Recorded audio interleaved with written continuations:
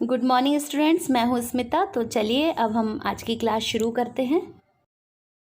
तो चलिए सबसे पहले हम उन क्वेश्चंस पर चर्चा कर लेते हैं जो आपको होमवर्क में दिए थे। पहला क्वेश्चन है, भारत की सबसे लंबी नदी कौन सी है? भारत की सबसे लंबी नदी गंगा नदी है। ठीक है, अब हम देख लेते हैं। सिंधु नदी की लंबाई 2880 किलोमीटर है। ये एनसीईआरटी के अकॉर्डिंग है। गूगल पे इसकी लेंथ जो है वो अलग अलग है। ब्रह्मपुत्र नदी की लंबाई 2900 किलोमीटर है। गंगा नदी की लंबाई 2525 किलोमीटर है और गोदावरी की लंबाई 1465 किलोमीटर है। अब देखने में ये आ रहा है कि सिंधु नदी और ब्रह्मपुत्र नदी दोनों ही गंगा नदी से लंबी हैं, बट भारत की सबसे लंबी नदी गंगा क्यों है? आंसर देख लेते हैं कि भारत में सिंधु नदी की लंबाई 1114 किलोमीटर है। सिंधु नदी जो है वो तिब्बत में मानसरोवर से निकलती है, फिर तिब्बत में बह के ये लद्दाख में भारत में प्रवेश करती है और जम्मू कश्मीर से होती हुई ये पाकिस्तान में चली जाती है। इसलिए मात्र इतना सा ही एरिया जो है वो सिंधु नदी का भारत में है। तो इसकी लंबाई 1114 किलोमीटर ही भारत में है। उसके बाद है ब्रह्मपुत्र नदी की लंबाई भारत में 915 किलोमीटर है। ब्रह्मपुत्र नदी की उद्गम भी तिब्बत के पास से होता है। ठीक है, यह भी मानसरोवर झील से निकलती है और यह भारत में अरुणाचल प्रदेश में नामचा बर्बर पर्वत से एंटर होती हुई आती है और फिर थोड़ी सी बहती हुई ये बांग्लादेश में प्रवेश कर जाती है। ठीक है, तो इसकी लंबाई भी भारत में बहुत कम है। तो भारत की सबसे लंबी नदी इस तरह से कौन सी नदी हो जाती है? गंगा नदी हो जाती है। ठीक है, चलिए अब कुछ इंपॉर्टेंट पॉइंट्स देख लेते हैं। भारत की सबसे लंबी नदी गंगा है और यह नदी उत्तराखंड के उत्तरकाशी जिले के गोमुख के निकट से गंगोत्री हिमनद से 3900 मीटर की ऊंचाई से निकलती है। ठीक है, ये गंगा का उद्गम स्थान है, इसे गोमुख भी कहा जाता है और यहीं से गंगोत्री ग्लेशियर से निकलती है। यह भागीरथी के नाम से जाने जाते हैं। यहाँ इसे क्या नाम से जाना जाता है? भागीरथी के नाम से। और फिर ये जो देवप्रयाग दिख रहा है, यहाँ पर अलकनंदा नदी इसमें आकर मिल जाती है। किसमें? भागीरथी में। और इसके बाद ये नदी जो है वो गंगा कहलाती है। ठीक है, उसके बाद देख लेते हैं, यह भारत की राष्ट्रीय नदी भी है। क्वेश्चन आता है कि भारत की राष्ट्रीय नदी कौन है, तो आपको आंसर लिखना है गंगा नदी भारत की राष्ट्रीय नदी है। इसका बहाव क्षेत्र उत्तराखंड, उत्तर प्रदेश, बिहार, झारखंड और पश्चिम बंगाल में है। गंगा नदी में पाई जाने वाली डॉल्फिन मछली को राष्ट्रीय जलीय जीव का दर्जा दिया गया है। कभी क्वेश्चन आता है कि भारत का राष्ट्रीय जलीय जीव क्या है, तो आपको लिखना है गंगा नदी में पाई जाने वाली डॉल्फिन मछली। ठीक है, आगे बढ़ते हैं। भारत की सबसे दक्षिणतम श्रेणी कार्डोमम या इलायची की पहाड़ियाँ हैं। दूसरा क्वेश्चन है कि भारत की सबसे दक्षिणतम श्रेणियाँ कौन सी हैं, तो इनका आंसर ये है, यह केरल राज्य में स्थित है। ये देखिए, मैप की सहायता से हम देख लेते हैं, ये केरल राज्य में स्थित है। कार्डोमम की पहाड़ी पश्चिमी घाट पर्वतमाला की पहाड़ियाँ हैं। पश्चिमी घाट जो है गुजरात से लेके नीचे केरल तक फैले हुए हैं और उन्हीं का एक भाग है कार्डोमम की पहाड़ियाँ।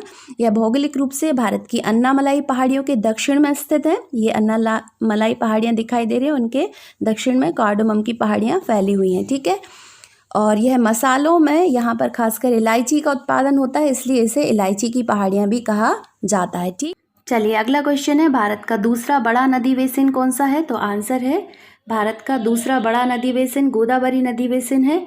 इसकी लंबाई 995 किलोमीटर है और चौड़ाई 583 किलोमीटर है।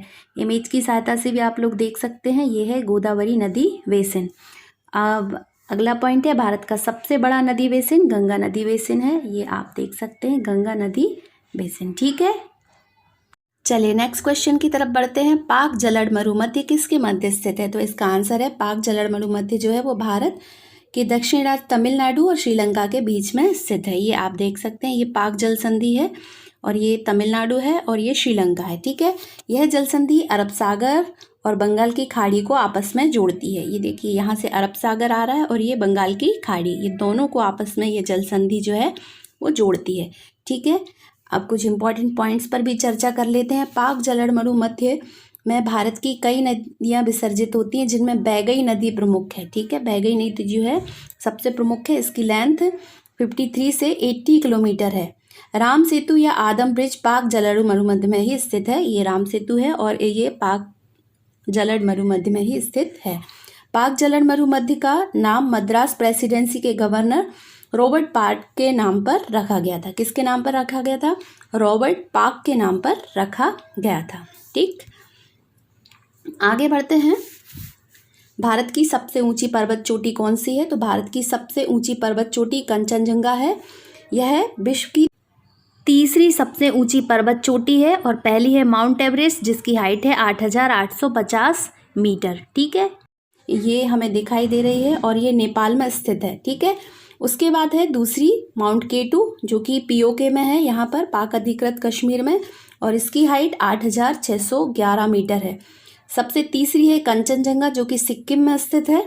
ठीक है, ये है कंचनजंगा, सिक्किम में स्थित है और ये भारत की सबसे ऊंची पर्वत चोटी है और इसकी हाइट जो है वो 8,598 मीटर है।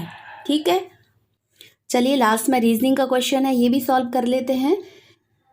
तस्वीर में एक व्यक्ति, ठीक है, ये तस्वीर है और एक व्यक्ति की तरफ इशारा करते हुए एक महिला बोली, ठीक है, महिला बोली कि उसके भाई के पिता, किसके भाई के? ये तस्वीर है, उसके भाई के जो पिता हैं वो मेरी माँ के एक पुत्र हैं। इसकी माँ के पुत्र हैं तो वो महिला का कौन हुआ? भाई हुआ। ठीक है, तो वह व्यक्ति उस महिला से किस प्रकार संबंधित है? तो महिला के भाई का बेटा कौन होगा? भतीजा होगा। ठीक है, तो इसका आंसर हो जाएगा फोर्थ, भतीजा या भांजा। ठीक, तो ऑलमोस्ट सभी बच्चों ने आंसर सही दिया है। तो ठीक है बच्चों, चलिए तो आज की करंट अफेयर की क्लास शुरू करते हैं। तो पहला क्वेश्चन है, हाल ही में केंद्र सरकार ने कोविड-19 से प्रभावित बच्चों की सहायता के लिए कौन सी योजना शुरू की है? तो योजना का नाम है पीएम केयर्स फॉर चिल्ड्रन। देख लेते हैं कि गवर्नमेंट ने ये स्कीम क्यों शुरू की है। वर्तमान महामारी, आपको पता ही है कौन सी महामारी है, से प्रभावित माता पिता दोनों या फिर माता और पिता दोनों में से किसी एक जीवित बच्चे अभिभावक या कानूनी अभिभावक या दत्तक माता पिता को खोने वाले सभी बच्चों को पीएम केयर्स फॉर चिल्ड्रन योजना के तहत सहायता प्रदान की जाएगी। ठीक है, चलिए देख लेते हैं इस योजना में बच्चों को क्या क्या सुविधाएं मिलेंगी। तो इस योजना के तहत बच्चों की एफडी कराई जाएगी। ठीक है, और जब बच्चा 18 साल का हो जाएगा तो उसको आगे चल के 10 लाख रुपए देने की लिए एक कोर्स तैयार किया जा रहा है। ठीक है, उसके बाद जो बच्चे 10 वर्ष से कम उम्र के हैं उनको नज़दीकी केंद्रीय विद्यालय या निजी स्कूल में डे स्कॉलर के रूप में प्रवेश दिया जाएगा, एडमिशन दिया जाएगा। साथ में ही जो बच्चे 11 से 18 वर्ष के हैं उन्हें सेंट्रल गवर्नमेंट के स्कूल्स में एडमिशन दिया जाएगा जो आवासीय हैं, जैसे सैनिक स्कूल और नवोदय विद्यालय। उसके बाद है साथ ही सभी बच्चों को आयुष्मान योजना के तहत 5 लाख का बीमा भी करवाया जाएगा। तो ये बहुत अच्छी स्कीम है। आप लोग के आसपास अगर ऐसे कोई बच्चे हों तो उन्हें बताएं ताकि वो भी इसका लाभ उठा सकें। ठीक है, चलिए नेक्स्ट क्वेश्चन की तरफ बढ़ते हैं। हाल ही में असम सरकार ने किस राष्ट्रीय उद्यान के गार्ड्स को कमांडो प्रशिक्षण देने के प्रस्ताव को मंजूरी प्रदान की है? तो आंसर है काजीरंगा राष्ट्रीय उद्यान। असम सरकार ने जानवरों के अवैध शिकार को रोकने के लिए बाघ अभ्यारण्य काजीरंगा राष्ट्रीय उद्यान के गार्ड्स को कमांडो का प्रशिक्षण देने की घोषणा की है। यह उद्यान मैरी कर्जन की सिफारिश पर 1908 में निर्मित किया गया था और पूरे विश्व में पाए जाने वाले एक सींग वाले गैंडों की 2/3 आबादी इसी उद्यान में है। ठीक है, असम के काजीरंगा राष्ट्रीय उद्यान को विश्व धरोहर में सम्मिलित किया गया है। यहाँ गैंडा, हाथी, रॉयल टाइगर्स और एशियन घोड़ा जैसी 4 प्रमुख प्रजातियां मुख्य रूप से पाई जाती हैं।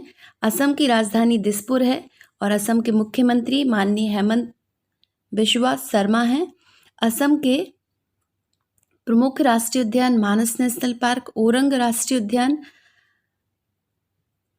नमेरी राष्ट्रीय उद्यान, काजीरंगा राष्ट्रीय उद्यान और डिब्रू सिखोवा राष्ट्रीय उद्यान है। ठीक है, असम भारत का प्रमुख चाय उत्पादक राज्य भी है। चलिए तो नेक्स्ट क्वेश्चन की तरफ बढ़ते हैं। हाल ही की रिसर्च के अनुसार कौन सा विटामिन कोरोना वायरस के जोखिम को कम कर सकता है? तो आंसर है विटामिन डी। बढ़ते हुए कोरोना वायरस के असर को कम करने के लिए निज़ाम इंस्टीट्यूट ऑफ मेडिकल साइंस के डायरेक्टर ने बताया है कि विटामिन डी से कोरोना वायरस के जोखिम को कम किया जा सकता है तथा साथ में ही संक्रमित रोगी मतलब जो पहले से ही संक्रमित हैं उनकी मृत्यु में भी कमी लाई जा सकती है। ठीक है, चलिए विटामिन डी के बारे में कुछ इंपॉर्टेंट पॉइंट्स पर चर्चा कर लेते हैं। यह हमारी त्वचा पर सूर्य की किरणें पड़ने से उत्पन्न होता है, मतलब हम जब धूप में खड़े होंगे तो हमें विटामिन डी की प्राप्ति होगी। विटामिन डी वसा में घुलनशील होता है जिससे यह आपके शरीर में लंबे समय तक रह सकता है। ठीक है, और विटामिन डी की कमी से बच्चों में रिकेट्स और वयस्कों में ऑस्टियोमलेशिया नाम का रोग हो जाता है। और देख लेते हैं हम कितने विटामिन होते हैं। Vitamin A, vitamin B, vitamin C, vitamin D, vitamin E और विटामिन के, इस तरह से 6 विटामिन होते हैं। ओके, और इनका सबका अपना कार्य अलग अलग होता है और इनकी कमी से मनुष्य में अलग अलग बीमारियां भी होती हैं। ठीक है, चलिए नेक्स्ट पॉइंट देख लेते हैं, बहुत इंपॉर्टेंट है। कोई ना कोई क्वेश्चन हमेशा यहाँ से एक न एक बनता ही है। हाल ही में भगवान बुद्ध की सबसे बड़ी प्रतिमा बनना शुरू हुई है, यह कहाँ प्रतिस्थापित की जाएगी? ठीक है, आंसर है बोधगया, बिहार में। बोधगया में भारत की सबसे ऊंची 100 फीट ऊंची प्रतिमा 2022 में प्रतिस्थापित की जाएगी। किसकी? भगवान बुद्ध की। और इसके मूर्तिकार मंटू पाल हैं। ठीक, और भगवान बुद्ध का जन्म 563 ईसा पूर्व में लुम्बिनी, नेपाल में हुआ था तथा उन्होंने 583 ईसा पूर्व में कुशीनगर में निर्माण की प्राप्ति की थी और वे 80 वर्ष के थे उस टाइम। ठीक है, चलिए अब इम्पोर्टेंट पॉइंट्स की तरफ चलते हैं। महात्मा बुद्ध के पिता का नाम शुद्धोधन था और उनकी माता माया देवी थी। उनके बचपन का नाम सिद्धार्थ था और महात्मा बुद्ध को ही लाइट ऑफ एशिया के नाम से जाना जाता है। गौतम बुद्ध को बोधगया स्थित महाबोधि मंदिर में निरंजना नदी के किनारे पीपल के पेड़ के नीचे 531 ईसा पूर्व में ज्ञान की प्राप्ति हुई थी। चलिए अब एक क्वेश्चन आपके लिए है कि बोधि वृक्ष किसे कहा जाता है? ठीक है, चलो अगला पॉइंट है, मेकेदातु परियोजना कर्नाटक राज्य में किस नदी पर चल रही है? इसका आंसर है कावेरी नदी। तो हाल ही में कर्नाटक सरकार ने राष्ट्रीय हरित अधिकरण द्वारा एक समिति गठित की है। कर्नाटक सरकार यहाँ पर एक बांध बनाना चाहती है, उसकी जांच यह समिति करेगी। मेकेदातु कावेरी और उसकी सहायक नदी के संगम पर स्थित गहरी खाई है। कावेरी नदी दक्षिण भारत की चौथी सबसे बड़ी नदी है। यह कर्नाटक में पश्चिमी घाट से निकलती है तथा तमिलनाडु में होती हुई पौंडीचेरी से होती हुई बंगाल की खाड़ी में जाकर गिरती है। मेकेदातु परियोजना पर किन 2 राज्यों में विवाद चल रहा है? इसका आंसर आपको कमेंट्स बॉक्स में भेजना है। मेकेदातु शब्द का अर्थ होता है बकरी की छलांग। ठीक है, मेकेदातु जो परियोजना है उस पर कर्नाटक सरकार 2017 से बांध बनाना चाहती है, लेकिन तमिलनाडु के साथ चलते विवाद के कारण ये परियोजना सक्सेस नहीं हो पा रही है। चलिए राष्ट्र में होमवर्क है जिसका आंसर आपको कमेंट्स बॉक्स में भेजना है। किस सन में भारत की राजधानी को कोलकाता से दिल्ली बनाया गया था? ओरंग राष्ट्रीय उद्यान किस राज्य में स्थित है? गिर राष्ट्रीय उद्यान किस राज्य में स्थित है? भारत में सर्वाधिक बाघों की संख्या किस राज्य में है? और भारत की राष्ट्रीय नदी कौन सी है? केरल और तमिलनाडु की राजधानियाँ लिखिए। ठीक है, तो आज के लिए इतना ही काफ़ी है। धन्यवाद।